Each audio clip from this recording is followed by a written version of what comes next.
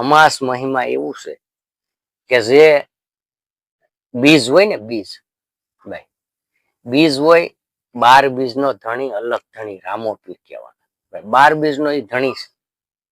હવે બીજ માંથી કેમ પાછી પુણ્યમ થઈ જાય એ ખબર.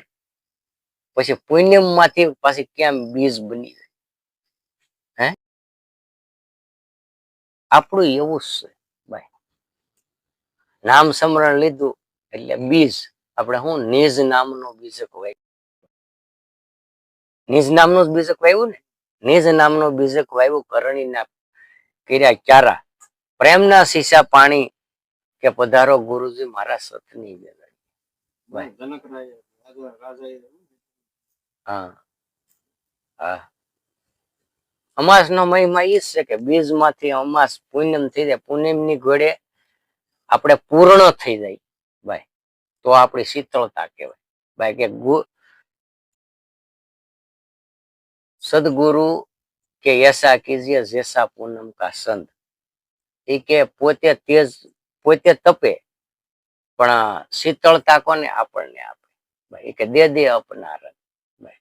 તપત ભૂજાવે દે અપના રંગ. તપત પોતે એ ભૂજાવે પણ દે અપના રંગ. એ પરમારથી જેવું ચંદ્રનું કામ ભાઈ. પછી વનસ્પતિ કોઈ પણ ઝાડ હોય એ પરમારથી છે. એની હેઠે બેહો ફળ થાય આપણે ખાવાનું. સાયો પડે તો આપણે ખાવાનું. ટાઈટ પડે તો એને ખાવાની. તડકો પડે તો એને ખાવાનું. વરસાદ ન થાય તહેરું એને રહેવાનું ભાઈ. ફળ થાય તો આપણે લઈએ ને. એમ પુણ્યમ છે. પુણ્યમ થઈ જાય. પુણ્યમ રેખા સદગુરુ સંત ભાઈ. શીતળતા એને એમાં આવી જાય. શીતળતા એટલે કારણ કે તમામ શીતળતા કોને કહેવાય કે આપ બોલે અને સામે લાગે. કે જે શબ્દ બોલે શબ્દ હમાને લાગે. પછી પોતે આપા પંથી હોય. પોતે પોતાનો પંથમાં હોય. પોતે પોતાના આશ્રમમાં રહીને બોલે ભાઈ. કે જેને એમાં શીતળતા એવી હોય કે પોતે આપા પંથી હોય. એ પછી એનો કોઈ વાદ ન કરે ભાઈ. એની કોઈ ફરિયાદ ન કરે. એને હર વખત કે હર દમે દમ એને યાદ કરે. એ શીતળતા છે ભાઈ. એની કોઈ પછી ફરિયાદ ન કરે. આવું જીવન થઈ જાય એનું નામ સંત ભાઈ. પછી ગુરુજી તમે એસા કિયા જૈસા ન કરે કોઈ. એ કે સાતો દીપ નવ ખંડ મેં તમારા પલ્લા પકડે નહીં કોઈ. સદગુરુના પલ્લા પકડવા જાય પોતે એમાં જ વિહરી જાય. પાછો આવતો નથી ભાઈ. પોતે એ સ્વરૂપે જ બની જાય. પાછો આવતો જ નથી.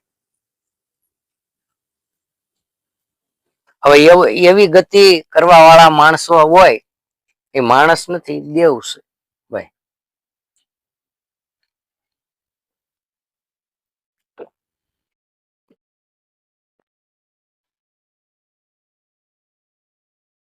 12 બીજના ધણી રામ અલખ રામાપીર કહેવાના ભાઈ. હવે એ 12 થી 13મી બીજ કોઈ ગયા ઉગતા ભાળી ભાઈ હે. 12 બીજ નો ધણી કેવાનો અલગ ધણી રામા આપા ભાઈ. 13મી બીજ કોઈ ભાળવી કહો. બધું ભાઈ જે આપણે વિચારધારા બાંધીએ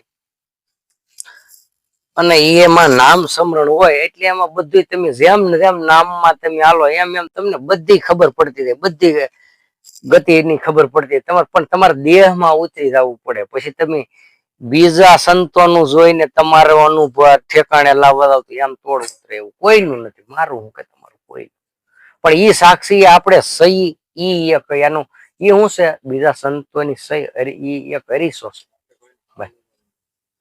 એમ તમે કેવું કોઈ પણ ભાઈ પોતે જ મથવાનું છે. પોતે આ ભાઈ પોતે આપણો પોતાનો જ ગળ કહેવાય. શું કહેવાય? પોતે પોતાનો ગળ ખાઈ અને ખબર પડે ભાઈ.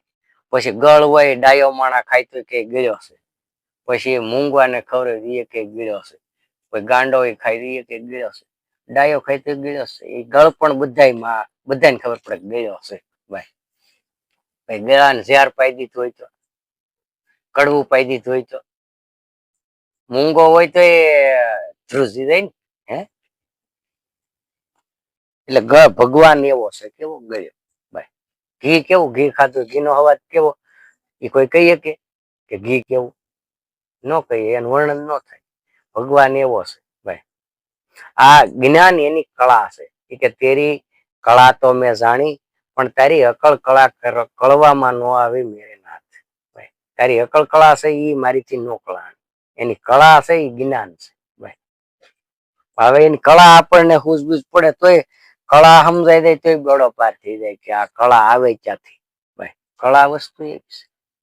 સંતો કહે છે કે ભાઈ કલમાં પઢે તો કલ પડે, બિન કલ મેં કલ નહીં. ખોલી દે સદગુરુ કલમી કડી તો કલ હે કલની માં.